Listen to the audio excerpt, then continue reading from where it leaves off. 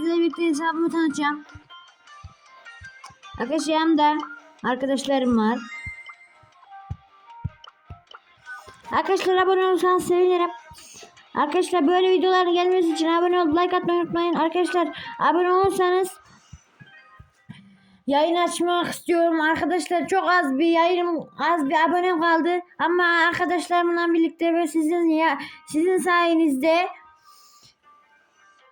sayenizde yayın açabileceğim arkadaşlar. Arkadaşlar kendinize iyi bakın. Arkadaşlar hesabı tanıtayım hatta. Durun. Arkadaşlar böyle.